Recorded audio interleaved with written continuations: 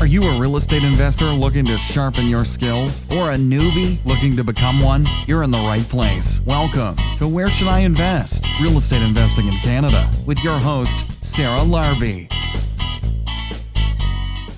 Today we've got Tyler, who is an investor from Windsor, Ontario, joining us. And Tyler is a really well-known investor out in Windsor, does a lot of deals, a lot of transactions. Hi, Tyler. How are you? We are doing very good today, Sarah. How are you today? Very good, very good. So Windsor, I want to ask you a little bit about Windsor before we get started.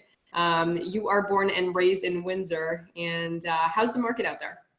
Yeah, born and raised. I did live in Toronto, right downtown for a year, 2012. So that was an eye-opener. But coming back to Windsor was a great experience for me, and the right decision to start investing, because investing is always about knowing about your market, right? So that's why I started buying here versus buying in Toronto, and it's affordable. Back in 2013 when I started investing, very affordable, and today it is still probably one of the most lowest average prices cities across Canada. So right now you're still seeing very good properties hit the market with still cash on cash returns, which is what every investor always wants, right? They always want the money in their pocket when they're buying a property. So that's still an opportunity here in Windsor, whether you're buying residential, commercial, multi-units. Now, if you're buying something, probably brand new, you get a little less cash flow. But in terms of Windsor in general, as a market, we're just seeing probably in the last 2 years, and everyone probably listening to this podcast has probably seen in the news how the appreciation has just been going up and up. I think I just saw today it was like 13% year over year last year for Windsor, one of the top two, along with Kingston. Yeah, so, it is. Yeah, so it's interesting to see that, and honestly, in the last 2 years, everyone's kind of just loving their values of their homes, their properties go up. I mean, I think since I've invested, they've doubled, but just in the last 2 years, it's just really grown, and now we're just seeing development commercially as well. So usually when you see these big companies, and I've touched on some of the blogs and videos I've done, like Lowe's or Starbucks, they've done their research, right? So they've already basically, if you can mimic those companies and see where those companies are going, it's a good sign of where you're thinking of investing. So that's what you're seeing in Windsor, and I think it's kind of opening up the eyes of a lot of other investors. And it was great for me to already have been here from the start, not the start, but before all this, and really see the values go up. So that's what I'm liking. And then you have all this new development coming up, the bridge, possibly 2 bridges. I'm not sure if you've heard about that yet, Sarah. What is it? So explain what the bridge is. That the bridge towards the U.S.? Correct. So right next to Windsor, Ontario, if anyone's familiar listening or isn't familiar, we are a water river away, Detroit River, from Detroit. So Detroit is just on the other side of the United States. And right now there's a bridge and a tunnel that connect the two countries, really, right? So with so much traffic going over this bridge and through the tunnel, they've actually building now the Gordie Howe Bridge. And it's been it's approved. The development has already been started years ago by Windsor, and on the U.S. side they're just finishing up, and I think they're going to be putting in. They're saying 2024 is when it'll be completed. So a lot of investors. I just talked to a guy the other day who's like, I'm buying up condos in LaSalle, so that's literally right kind of where the bridge is going to be, like 5 minutes away. It's a little town outside of Windsor, and they're all buying up these pretty expensive condos, which to see these prices in Windsor for a new condo, maybe 1,000 square foot is crazy to me, but to other people, knowing that there's going to be, thousands of jobs coming down just to build this one bridge, they're looking at that as potential of like, okay, I know I'm going to be able to rent my place out to these these professionals coming down here to work, right? So that's one of the bridges. The other one is, they're thinking of replacing the current bridge, and that's Matty Maroon, who owns tons of businesses, and if anyone's listening, they might have heard that name. I don't know too much about it, but those are big, huge infrastructure projects. Another good sign when you're looking to invest in a market, right? So what happens when these bridges are done?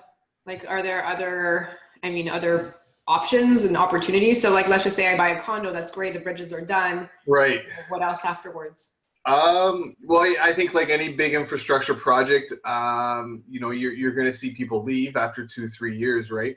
But you're hoping, I don't know if there's a statistic out there, 20, maybe half the people stay because they see how nice it is, right? So a lot of people that come down here right now, a lot of retirees, right? They're selling in the GTA or Vancouver because they're just cashing out and they're moving here.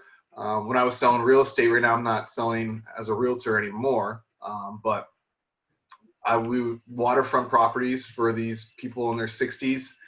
They're just like, right. They're just can't believe how much house they get, and they're coming from all over the GTA, right? So it's maybe that's what's gonna happen with these people once the bridges are done, right? Well, there's Western. There's a school out there, right? Is it Western? No, University of Windsor is a big school, and they're constantly expanding. So they're kind of piggybacking off what London has done with putting campuses downtown, as well as I don't know much about Kitchener-Waterloo, but I know more London has done that model, and Windsor's following suit with moving their some campuses downtown Windsor, where to kind of build up that area, right? So because Windsor's downtown is a little depressed right now. So that's kind of a move Windsor's trying to push for that school, because the school gets a lot of international students, and these international students are coming here to Windsor. And if anyone likes to invest in student rentals, I'm not a big fan. There is always a need for nice student rentals because there are not very many. Let's put it that way. Yeah, I mean, it's kind of in a way what I did with Brantford. Brantford has other industry and businesses, but Laurier University campus grew, and it's still growing. And what I don't invest in student rentals, but what happens is the 3, 4, 5 bedroom houses become a huge need for larger families because there's a lack of supply, and so there's higher demand, and I can actually get a property with a few extra bedrooms, and the rent difference is a lot better. So I think that could be an opportunity down the road. But okay, cool. So that's good insight about Windsor. Let's talk about you a little bit. And what kind of real estate investing are you doing? What's your strategy? So really, I just started with like everyone, I fix and flips. Everyone wants to buy and make a quick buck. And the story kind of goes, a friend said, start investing for your future. And you don't think about that when you're 29. When I started, it was more just to have some extra funds. So really, it was just by chance, just starting to buy properties. And I didn't even know what a refinance was when I started buying these properties. Right. And someone mentioned it, and I looked into it, and I said, well, I didn't know you could do that. So that's kind of how I started growing my portfolio, was really just buying properties to refinance them in the beginning. And that BRR model is just has been very, very good for me, because I would buy more distressed properties just needed more cosmetic. I didn't want to get into anything where you had to go down to the studs or really do the major renovations like a roof or windows. Now some properties, you would need to do one of those or two of those, but you try to stay away from the big ticket items, right? Like the furnaces, electrical, plumbing, windows, you know what they are, Sarah. Yeah. No, but you know what? It's good to talk about it, because that goes into your numbers and your calculations. And when I look at something, I'm like, there's certain things I will do, and then there's certain things that I don't even want to bother touching, just because exactly like they're huge costs, and huge price that you're going to be able to buy it for may not always make sense when you factor in all your costs and then the ARV as well. So you're flipping and you're holding. So you're doing the BRRRR. Correct. Yeah, that's what I was. That's kind of how I built up my portfolio, and just go back to that point with those big ticket items. They had zero value really in a seller's eye, right? Even almost in an appraiser's eye too, right? I don't know what it is, but especially buyers, they want to see a modern, nice new home, right? Especially if you're updating it. But when you're fixing, what's that? The kitchen, the bathroom, some floor and paint. Exactly. So when you're fixing, like you said, the big ticket items, people don't see that. I had to do, repair a foundation once, $5,000. No one sees that value, right? You can't ask an extra $5,000 when you're going to sell it, right? So those are kind of things that you're looking at when you're buying distressed properties. You try to stay away from those because they're not going to add too much to your market value in the end, right? Whether it's being refinanced or you're trying to sell it. So that's kind of how I built my portfolio, like in the beginning. But again, obviously the banks, they only lend so much. So the way I got to buy more properties was really just bringing on joint venture partners. That always was a good way to help buy other properties. So I think the first one I did was 21 unit, and I used a partner, I used a private lender, and then I used a vendor take back. So it was it was basically zero money down. Now that was also 4 years ago. So to find that opportunity would be a little difficult today, but that's, that was the opportunity presented to me at the time. And it was something I took advantage of, and I still own that property today. Right. So this was the first one that you did after, I guess with a JV, or just the first one in general? That was the first partnership I did, versus I think in the beginning it was just buying, flipping, buying, and refinancing. And then that was, that's a big, it was a big expensive property. I think it was about $700,000. So that's deep pockets, right? So even though we went no money down, we had about $200,000 almost in renos that we needed to do. So that was kind of where my capital was going to do the renovations to then refinance it. Okay. So people are probably wondering, how did you come across this property and this deal? Because, a lot of us, myself included, are always looking for those deals. And of course they don't hit MLS. No, I don't know, maybe in Windsor, potentially it's different, but a lot of them these days, like you have to, right, hit people ahead of time. Yeah, I know I shouldn't be talking about the past, because that was back when Windsor was very depressed. Investors were very shy. Okay. I would, at the first property I ever bought, no one would buy it. I was trying to sell it as a realtor and no one would buy it. So I bought it. Okay. They just didn't see the value upon fixing up a property. They just didn't want to take on the risk. So right. For today to find a deal like that in Windsor, maybe not. Okay. Maybe not so much. That's how you got started, which is good. So what does your portfolio today consist of? How many properties, units? I think there's about 55 doors, and it kind of ranges from single family homes. I have about three duplexes. I have 2 mixed uses. One's an 8-unit with 6 residential, 2 commercial. The other one is 20 units with a commercial on the main, so another mixed. And then I have a third mixed use with 3 commercial and 2 residential. So if my math is correct, I think it's about 55. I always forget the land, which over like 12 or 13 properties, I think. Yeah. Okay. All right, good. And they're all in Windsor. They're all in Windsor. Like everyone else, you get excited when you read the news and you see these markets. And I've looked into London. I've looked into Cambridge and Kitchener, and you get excited because the markets appreciate so much there. So, and back a couple of years ago, Windsor wasn't appreciating at all. So you look, but I know Windsor. I have a team here, like I have people I can trust. I can go there in like 20 minutes to all my properties. I don't have to drive far. That's kind of what I like. And you said one thing that I preach and I am a big believer on is you've got your team set up, right? You've got your handyman, you've got your plumber, your electrician, et cetera, et cetera. It's just so much easier to work with the same team, especially when you're scaling, because you're literally just saying, hey, like it becomes a little bit more hands-off in the sense that you trust them. They just go to the properties, they, send you the bills, you pay the bills online. Like it becomes a lot easier than having a property in 10 different towns where you need 10 different right. Towns, and then you've got to replace one person and one, it's just so much easier. And so thank you for mentioning the team piece, because, regardless of appreciation or non-appreciation in Windsor, it's still a very good cash flowing market, but you've got your team. And I think that's important. Yeah. It's like you said, hands off is kind of why started investing in the first place was I didn't want to be involved with it. So building the team, it takes time, find the people that you trust. But once it's, in place, you've got good people.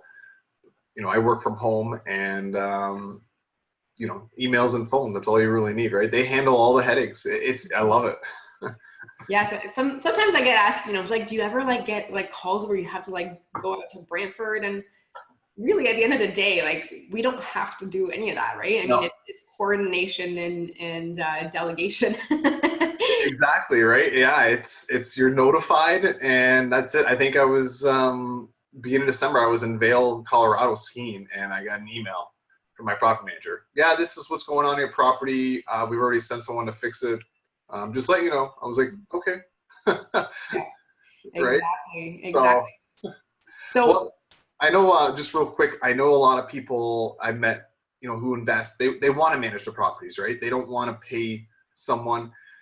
And I just converted a good friend of mine who had a property for about a year who was managing it himself. And I said, honestly, you're going to pay 7%, 8%, 9%, whatever your market, to a property manager, or, my other manager, I pay him $50 a door. Your time is worth way more than $50, right? Like a month, let's say, or whatever, $100. So I found just one phone call is, it's going to be more expensive than paying a property manager. So it's kind of one of those things, like, what's your time worth? And in the long run, I found, yeah, definitely just pay someone else to handle that, so you can focus on other things, right? Or just have free time. Yeah, absolutely. I mean, look, I'm a proponent of, and I'm going to agree to disagree. Okay. I will tell you why. I'm a big proponent of learning it. And when I look at the properties I have, I don't have as many as you. I've got 9. And it takes me 2 to 3 hours a month to do. And I think the difference is I have a team, and it really is delegating. But at some point, when you've got 55 plus units and you've got multifamily properties, the calls you don't want are tenants complaining about one another. There's other types of things. And so I think it depends. Personally, I think it depends what kind of property you have, what kind of portfolio you've got. If you're into the multifamilies, which you are, I definitely would recommend that you manage the property manager. But, for me, if you enjoy I enjoy managing, as an example. Okay. Good. So I'm a proponent that you do it. At some point, I'm gonna pass the whole portfolio over to somebody. But right. And unless if you have systems and processes and procedures, and you don't mind doing it, and you'll get a call here and there, I'm okay with doing it. But again, I understand that there's two sides of that story and 2 points of view. And there's a lot of people that say, I don't even want a single call because it would stress me out and it would take me a ton of time to worry about it, etc. So I get your point of view as well.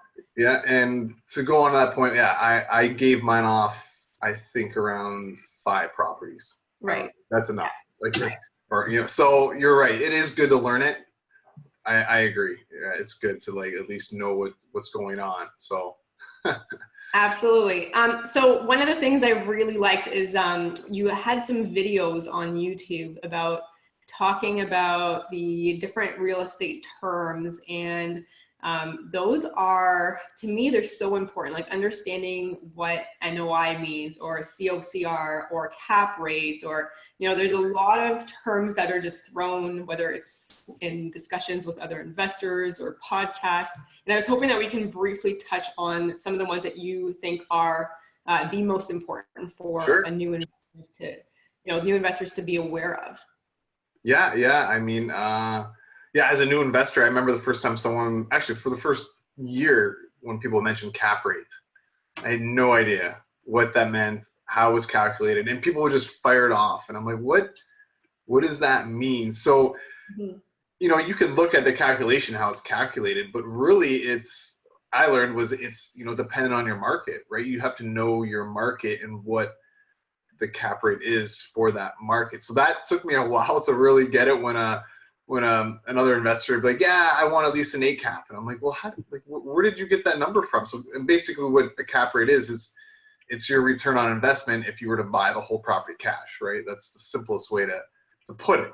So that's when people would sell 8 or 9. And when I started buying in Windsor, people wanted like 10, 11, 12 because the risk was so high here, right? There was zero appreciation, so they wanted a higher return based on the risk they're putting in. Now it's about a 7, let's say, on average across Windsor, but it's going to depend on, you know, the type of property, where the property is, right? Like if it's a brand new property, it's going to have a lower cap rate, right? So you're just going to say, like I said, it's your return if you bought it cash. So some people may want just 5%. They'll be happy with that, right? Hey, I'll invest $100,000 if I get a 5 cap, 5% return on my money, right? That's the simplest way I think to describe what a cap rate would really be.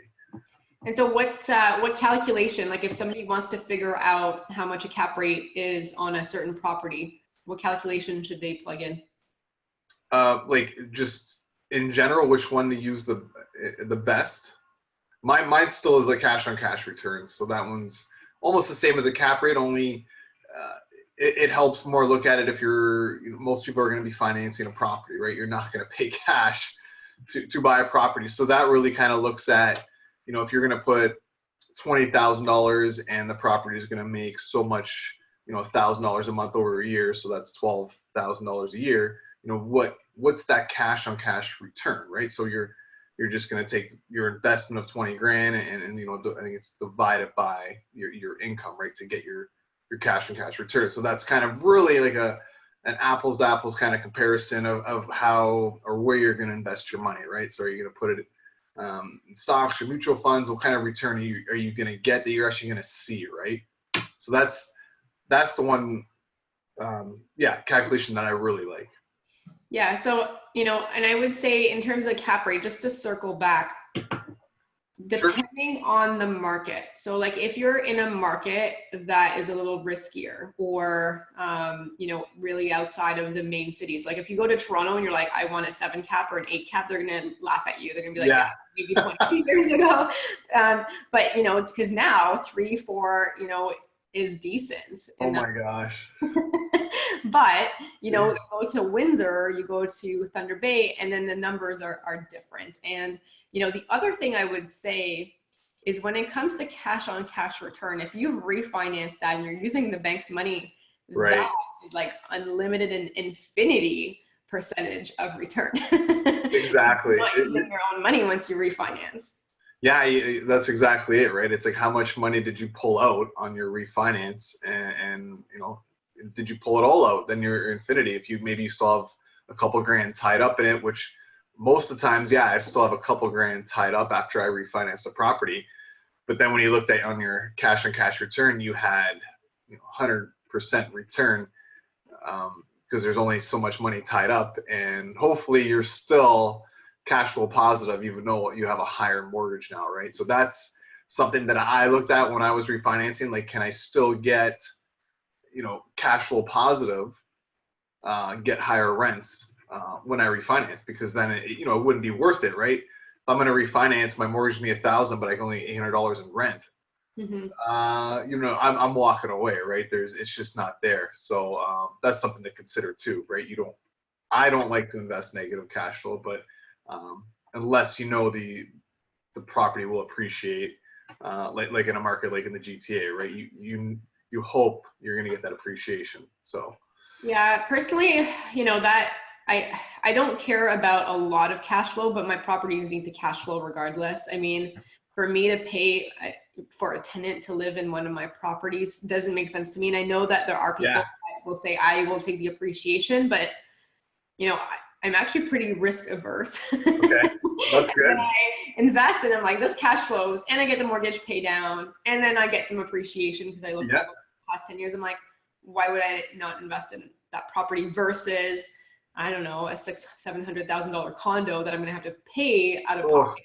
You know, for me, it's not worth it. It's not worth it where I am in trying to replace my income, because there's different ways why people would want to invest. And so for me, it's income replacements. Right. And in order to do that, I need the cash flow. And, you know, it doesn't have to be thousands of dollars per property, but, you know, a little bit here, a little bit there, it adds up. And then over time, as your tenants switch out, move out, you bring new ones, you bump up the rents, your mortgage gets paid down, etc. Like you can, start doing well.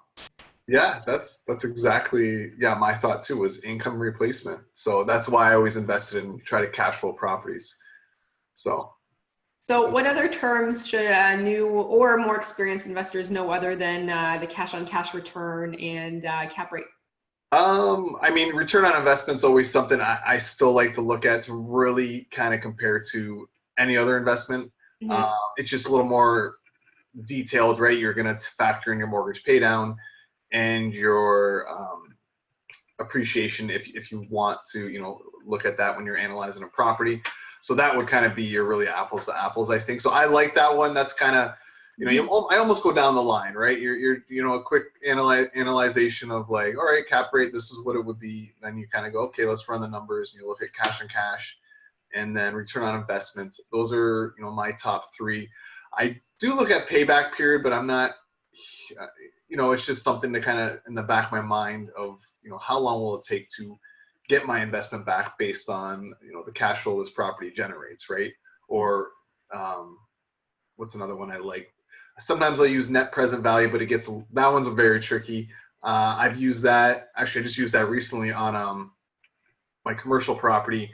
We had a potential tenant who wanted to rent it, but renovations needed to be done. So I had to basically analyze, was it worth me spending $45,000 to get the unit, because it was a very distressed unit, ready for them to rent based on the rent that they were offering, and it wasn't. So I had to counter back at a higher rent, and actually I'm just in the process of waiting to see if they were going to accept it. So that one I don't use often, but in this situation it was something that I had to kind of really look at, because it was commercials.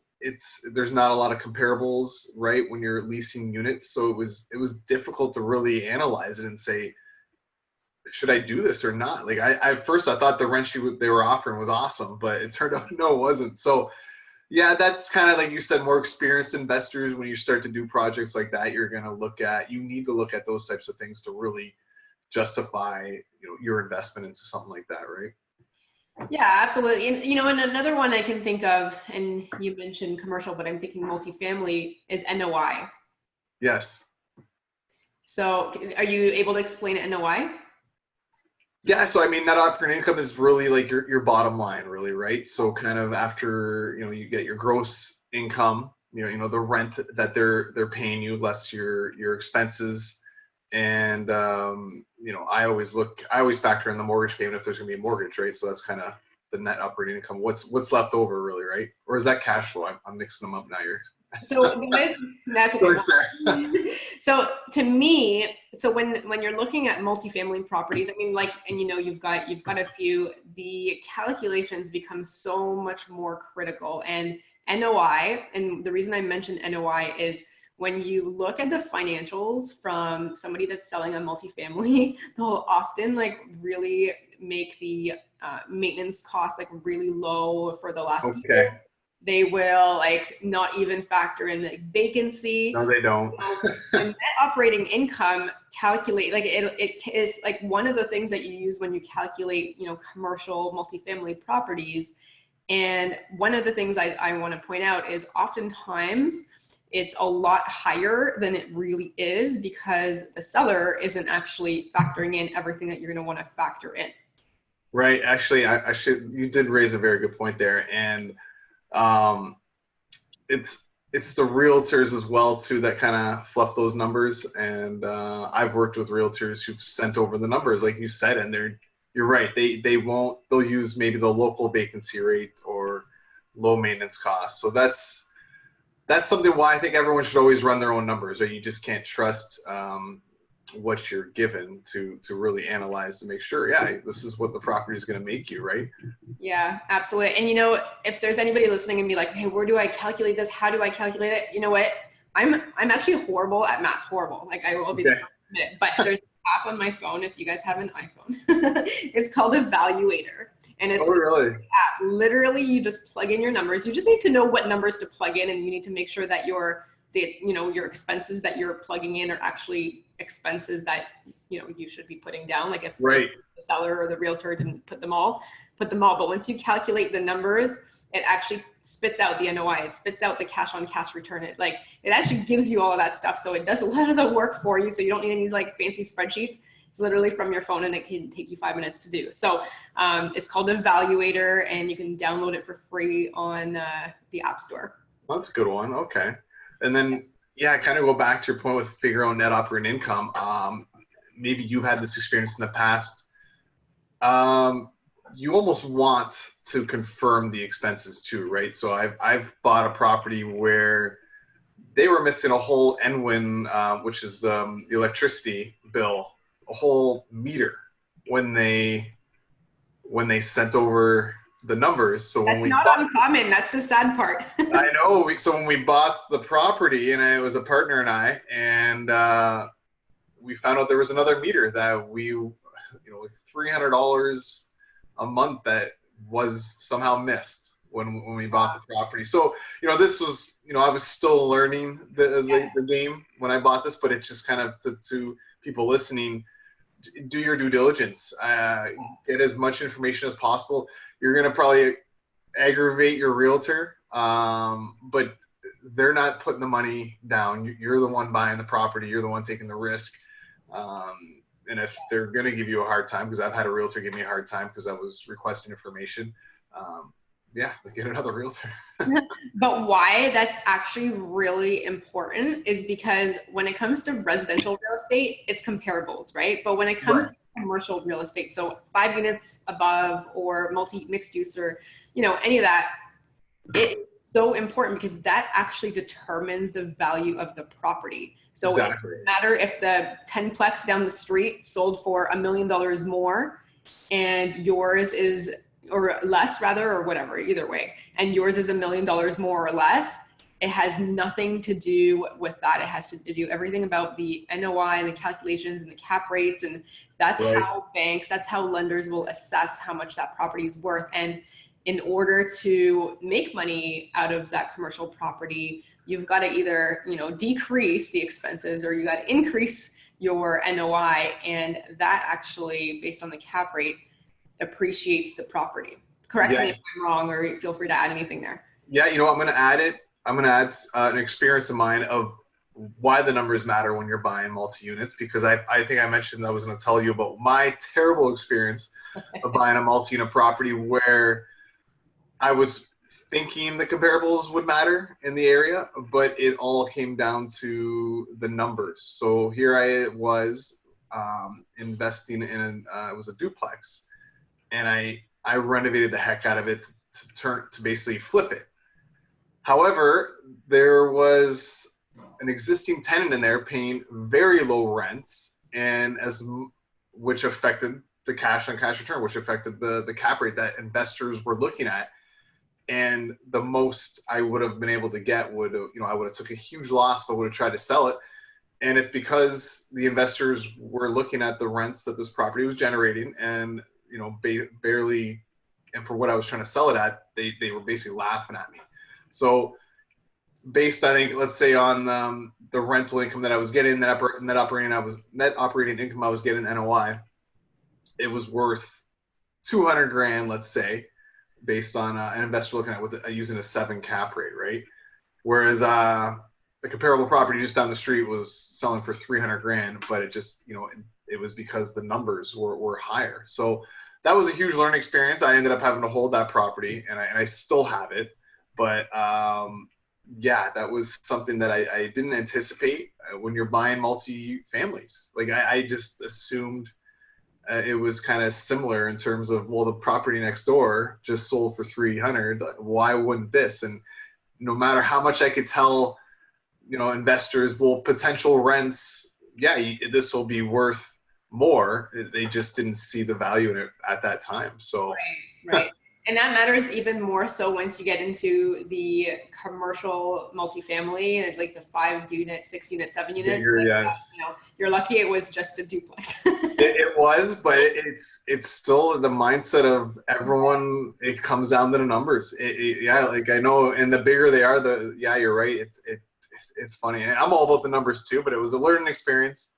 Yeah. Probably I would love to have taken that one back. So, what I find funny sometimes is the investors will have like a duplex or a triplex, and they're like, yeah, the tenants are paying this and the tenants would like to stay, and they make it seem like it's like a positive thing. And I look at it, I'm like, no. If they left, I could make like $400 a month more. I'm like, I don't want them actually there. Yes. So it's funny how some people think that like, making sure that you have the tenants that stay there for 10 years is the best thing. No, like usually I want my tenants to be like, have a goal of buying a house of their own in 2 to 5 years. If someone's like, this is going to be my lifelong dream of living here forever, I'm like, yeah, probably not. No. No. Especially with obviously the tenant laws, like you can only increase the rents. That's exactly the problem. So much. It's unfortunate from a owner landlord's perspective. We're obviously biased, but yeah, absolutely. So by the time that this will air, it's going to be close to tax time or tax time, depending on those that are early or not. And as an investor, I mean, you've got a ton of properties. Give us some tips and tricks, other than math. I hate, I shouldn't say I hate math. I'm not very good at like paperwork stuff. Right. Organization when it comes to paperwork and that kind of stuff. And I think it sounds like you're more organized than I am. I love Excel, but you know what? Those were things that no one showed me how to do. Maybe you're going to think the same thing. When you start buying properties, I mean, you're just spending money. You're fixing up a property. The income's coming into your bank account, but you're not tracking anything. I think it took 2 years to really kind of get something in place with how to really track really every penny that's spent. So, and that was just working with accountants on what they need, right? So what I really do is I have a folder. And every week I basically print out my bills and I pay them. And then they go into a record folder. And then every week I'll record those in a spreadsheet. So I have a spreadsheet that itemized every expense. So I have at the top my income for a property, and it just goes down. So it goes income, mortgage, electric bill, gas bill, what would be next? Hot water tank is an expense. So I basically just kind of itemized everything, and then I'll just input all of those. And that's kind of how I would track to make sure if my properties are making money. So now come tax time, well, right now I have a bookkeeper, but in the past I would basically have to just kind of give them that spreadsheet and all the expenses and how and work with them to kind of really make sense of it all. It is confusing. I wish I had a simpler way to explain it, but it's kind of really what works for people. So my mom, she owns some properties, and she showed me some of her spreadsheets, and they're like, I don't get them at all. Like they're for her, right? So I guess for a new investor, someone looking to invest, I would say just really itemize every expense that you incur for the property, and then come tax time, at least you have it there for and break it out by each month, and then work with your accountant. Okay, like how can I give this to you? Here's my income, here's my expenses, and then they're going to ask for mortgage statements, and that should be enough to really get the ball rolling for them to kind of file a tax return. Now, if you're doing your own tax return, I've never done one, so I can't help you there. If you've got property, my recommendation is don't do it on your own, because you've got opportunities that you may not even be aware of that a good accountant that's real estate specific, or ideally an investor themselves, will be able to help you with. Ty, you've mentioned, work with your accountant to see what they want. I think that's the key piece here, is before you go ahead and file your taxes, meet with your accountant prior to that. Maybe it's the year prior, and work with them and figure out what they need. And then, get a bookkeeper if you think it's worth doing. And I would say, do it a little bit at a time. I've been guilty of waiting until, I don't know, the very last week of everything and trying to figure out. I ended up hiring one of my friends. I'm like, can you just sort all my paperwork? I'll like give you lots of chocolate. Oh yeah, I did that. I've done that. I've learned though. Yeah. Yeah, no, I've learned since then, but Yes. I find that like if you kind of just go along and you do it as it happens and make sure that you file it by property, that you have everything, like, you know, every single house needs to have its own section. And Basically, yeah. yeah, and you know what, one thing that I would say is there are things that as an investor I love, and there are things that I don't love as much. That's one of the things that I don't love as much, but I hire it out. So Yeah, I got a bookkeeper a couple years ago, and it's and I had to work with them just to really kind of make it easy for them. And then when you're flipping properties, really just I just record everything as well, just the same idea, right? Because the accountants are going to need that too to justify, okay, what was spent, so they can calculate, you know, the profit, right? So things that I didn't know how to do when I first started investing, and I wish someone would have kind of just gave me a little layout of like, okay, this is what you need to do, because you know you're not taught that at all. You're only taught how to buy a property, where to buy a property, and is it going to make you a good return, but not really how to run a business, right? Absolutely. And if you're going to flip, you're going to want to talk to somebody before, because, you know, incorporating may make sense depending on what you flip, how often you flip, Right. You know, your own situation. Like for me, I wouldn't want that to hit, you know, any of my personal stuff. So, you know, Yeah. it's one of those things, just plan ahead of time. On a side note, you mentioned, you know, one of the line items, and, you know, everybody does it differently, but you mentioned hot water tanks, Right. and paying rent for those. And here's my thoughts on that is, I called Reliance, like when I was first starting to invest, and I know we have to wrap up soon because we're almost at the hour mark here, but you know, when I called Reliance, they wouldn't allow the tenant to put it in their own name. So I'm like, you know what, screw you guys. I'm going to take every single water tank out, and I'm going to buy my own. And, Wow. and I found a guy that was able to do it for like $1,000, like all in, like pretty much new water tank installed and everything. And I'm like, Okay. if I pay $30 a month, and I even hold it for like 2.5, 3 years, like at the end of the day, I'm not calling somebody to come and fix this every year or every 2 years or every 3 years. Like I barely have any issues with my water tanks. I'm like, why would I rent? And so anyways, nothing against this Reliance company, but personally for me, as soon as I acquire something else, and if it's a rental, I'm like, Reliance is out. Yeah, you're right. And obviously, and it helps if you have to sell the property, right? Because that's an expense that gets tacked on that lowers your income. And especially for any commercial types of properties like multifamily, this is like a quick, easy way to like reduce $30 off. Yeah, and look at the value that adds on a commercial property just by reducing that cost is huge. Yeah. And commercial hot water tanks are a lot more too, right? So right. Yeah, that's true. That's true. You're right. But yeah, no, it's so I just wanted to mention that as you were going through all those line items. Awesome. So next part of this podcast is the lightning round. So everybody gets the same questions, and let me know your first answer. You ready? Okay. All right. Question number 1: what is your favorite real estate investing book ever? Geez, probably Fix and Flip was probably the one that really and I can't remember the author now. Okay. Green cover, and I have it. That one really just kind of, always just open my eyes up to the industry. So awesome. Well, if you find the author, send me a message. I'll add it to the show. Gary Keller, I think it's Gary Keller. Oh, okay. yeah, and he's got a bunch. I read them all. Buy and Hold, Fix and Flip. Those two are really, I'd recommend those to anybody. Excuse me.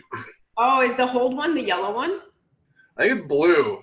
Oh, okay. Yeah, maybe not. Okay. Okay. I may know what you're talking about. If I do, I'll put it in the show notes. If not, just... Okay. Yeah. Number 2, what is your favorite podcast? Your podcast. Right now, I'm on a Tom and Nick Karatz kick right now. They've got some good material. Yes. Yes, they do. Cool. Number 3, what do you do for fun aside from real estate? My wife and I love to travel, so anytime we can get away, that's basically us for fun. Other than I like to play hockey. Okay. What's the last cool, awesome place you went to? We last cool place was Seoul, South Korea. We went there in the fall. Yeah. Nice. So number 4, if you lost all your money and your assets tomorrow, how would you start again? Well, biased answer would be still buy real estate. Yeah, I would buy real estate. I know that. Would you use like a joint venture partner? Yeah, you know what? I didn't know if you wanted a detailed answer. Sorry, Sarah. So yeah. Oh, that's okay. Yeah. So lost all my money. I would buy real estate, obviously, by networking with people that know me, that have seen my success in investing in real estate. That's how I would do it. Okay. All right. Awesome. And last question, number 5, if somebody has $50,000 and they want to get started, how should they spend it? I always recommend buying a nice turnkey single family home. It's simple. It's easy to get into. Not as expensive as, people are all about, the big commercial multi-families. It's just nice and easy if you've never invested in real estate, right? Start small headaches, and then learn the industry, learn the business, and, then expand. Yeah, there you go. Just buy something, take action. Pretty much. Awesome. So where can listeners find you if they wanted to reach out? My website, probably, it's called ThaiSoulEducator.com. So that's probably the easiest way. I've got that's where all my blogs are, all my YouTube videos you can watch on there as well. I've got a lot of resources, free resources there for people to learn how to invest in real estate. So that's where they can go to learn about investing. Okay. All right. Any final words of advice? Anything else you'd like to let the listeners know? Yeah, time management is obviously the biggest thing I found when you start investing in real estate. That's something that people struggle with. If you can learn how to manage your time better, that's how a lot of people can start investing in real estate, because a lot of people have full-time jobs. So if you can manage your time better just by maybe setting a calendar for the week for each day, of setting aside a couple hours a day to learn or to work on your portfolio, it gets easier over time. But that's a habit that people, you need to build into yourself, right? You need to learn, and that's something that I've stressed all the time to myself and even to my wife. Like, time management is key, down to sometimes multitasking of eating and just doing different things and trying to save time. So that's my advice to people. If they can learn that skill, that'll help them tremendously. Awesome. Amazing. Well, thank you very much, Tyler, for being on the show. Thanks for your insights, and great job by, acquiring in with the Windsor market. Yeah, no, thanks for having me, Sarah. I really appreciate it. And this was a lot of fun. I really love talking real estate. Awesome. Thanks so much for listening to Where Should I Invest with your host, Sarah Larby. Make sure to listen in next time. We'll catch you on the next episode of Where Should I Invest?